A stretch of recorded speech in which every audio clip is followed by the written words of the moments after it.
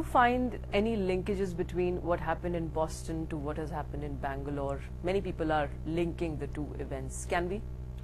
Look, we don't know who was responsible for what happened in Boston, and frankly, we really don't have a real fix on who was responsible for what happened in Bangalore.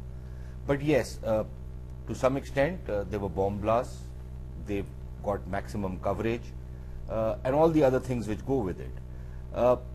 The other thing is that, you know, even in the United States, where they have really improved their systems to preempt terrorism, to prevent it, and in case an attack takes place, to actually apprehend the people who are responsible for it. But no matter how much vigilance you have, you know, something will slip through the cracks. The law of averages will ultimately, you know, catch up with you. The Americans managed to prevent some 60 or 80 attacks over the last many years, but then something was inevitably going to slip through, and this is what has happened. In our case, we have neither built up the systems which we need to build up, nor have we equipped our forces. We haven't trained them enough. Now, General Karim says that here is the guy who brings a motorcycle, parks it next to a police van. Who would suspect, you know, that something like this will happen and there would be a bomb in that motorcycle? Because our concept of security, the kind of concept we have manufactured for ourselves, is that if you put 20 condemning anything which is unacceptable to this liberal progressive idea of India which we all cherish. If we don't do it, then we are asking for trouble. But Major General Karim, here, how do you see that India can really, you know, deal with the outfits here, the outfits, as you said, not as vague as it might appear to be, the IM, Indian Mujahideen, or some other outfits. They're not that vague today. We have seen they've been indulged in a number of activities in the past too.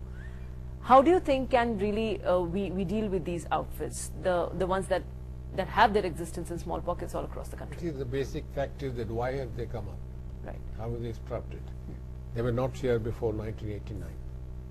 So the causes which has created such groups of people, they have to be eliminated. Whether they're done by A, B or C, that's not the point.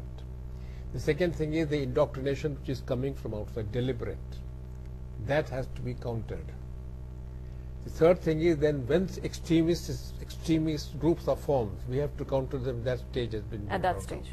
That is but done, you know, these are terrorists, sir. They are ready to sacrifice their lives. They are ready to kill themselves and kill many along with them. You've God in them. They are not fearful. They do it in the name of God. This is how, I mean, we have seen the jihadi especially. This is how it happens. How can you really control them? I mean, we really don't have a magic bullet solution, as you're saying, but what is exactly? But how they reach that stage? They were not born like that. You know, the point is that there was an environment which was created in which it became the nice, sexy thing to do to, you know, become a jihadi. You have to create that environment, that counter environment, where you actually look down on people who resort to this kind of activity. You have to bring in that counter narrative and you have to sell it to the people, and I'm sure there will be enough people to buy it. Nobody wants his son or daughter to be blown up, right? That is where the biggest failure in this so-called war on terror has come. Counter narrative.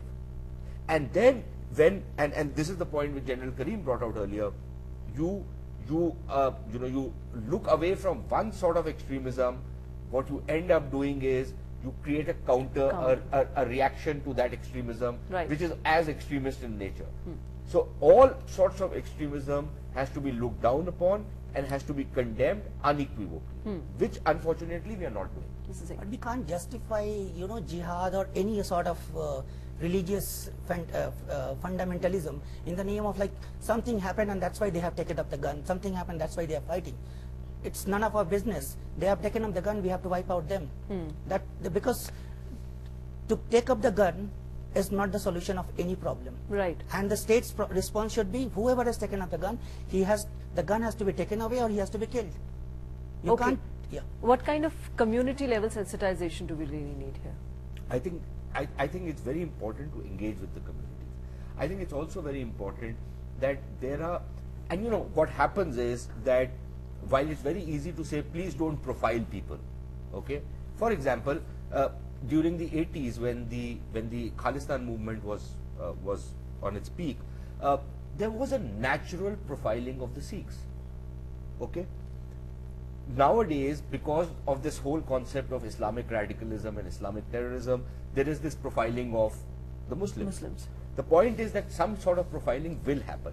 It's inevitable. But then how do you engage with communities to ensure that if somebody is caught, he is caught because he has committed a crime, or because he is involved in the wrong company? How do you engage with, and that is the big challenge both for the administration as well as for the political leadership. Unfortunately, what we see is quite clear. Nobody even bothers about me.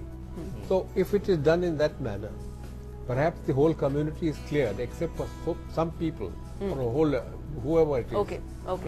Okay. So on that note, it's time here to say goodbye to you. Thanks very much, gentlemen, for talking to us. Quite a pleasure having you all here.